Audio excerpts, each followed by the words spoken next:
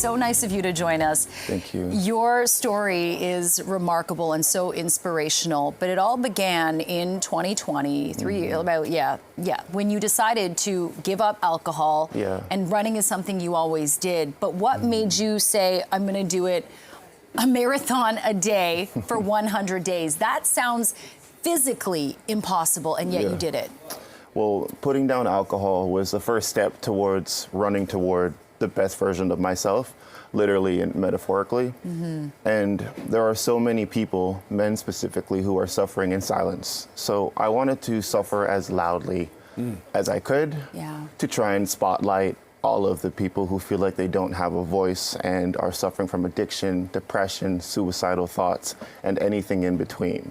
So I was hoping I could do something as grandiose as possible, sacrifice my comfort and my body in order to shed light on something that I feel to be very important and rather under-discussed. Yeah, absolutely. Men's mental health is crucial. And, you know, Movember's coming up next month. A lot of people talk about men's health, men's mental health in Movember. To me, you're kind of like a real-life Forrest Gump. I mean, you sort of, you didn't walk the walk, you ran the ran. You know, it's remarkable. But I wonder what it did to your mental health, challenging yourself each and every day. I mean, probably day one wasn't too bad, but day 80, day 92, day 100, to think I've got to do this all over again. Such a great question. The physical toll was immeasurable, but the hardest part of this battle was the mental mountain I had to climb every day.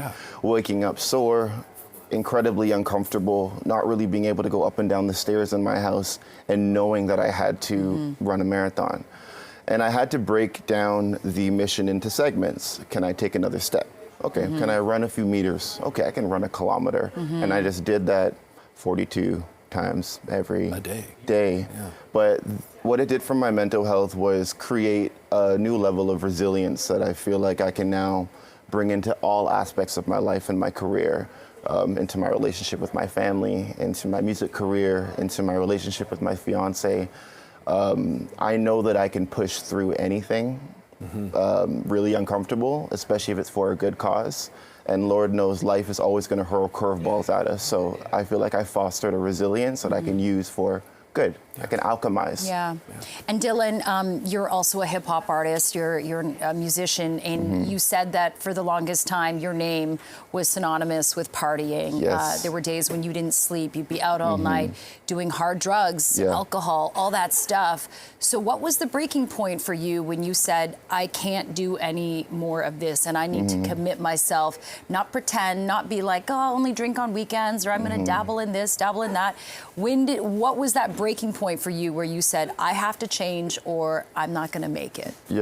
I realized that I was searching for something whilst trying to numb a lot of things. And I was reaching outward, looking for strength that I already had within me the entire time. But every time I would drink or use substances or self-medicate, I started to feel more empty.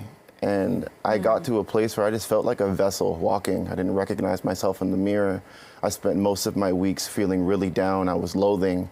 And I said, okay, well, what can I do about this? Let me put down all of the things that are no longer serving me and start to mindfully submerge myself into positive activities. Cleaning the house, running, journaling, and recording as well became more cathartic than ever when I started to put down substances, because it was a diary. And being open and vulnerable is the key to like substantial growth. So I just made the choice to let go of everything that was no longer serving me, and I started digging in deeper.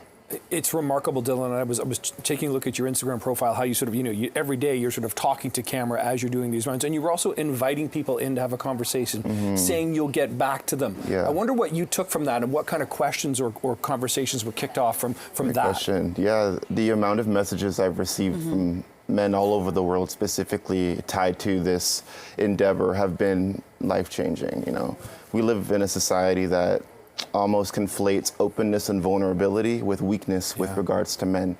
So a lot of men hold things in, which leads to mental illness, physical illness and all types of suffering. So the conversations and dialogues I got to have were so insightful, from fathers who had lost their fathers and didn't have anyone to talk to, from young men who have lost their friends to suicide and felt like if they showed any emotion about it, they'd be perceived as weak by their friends.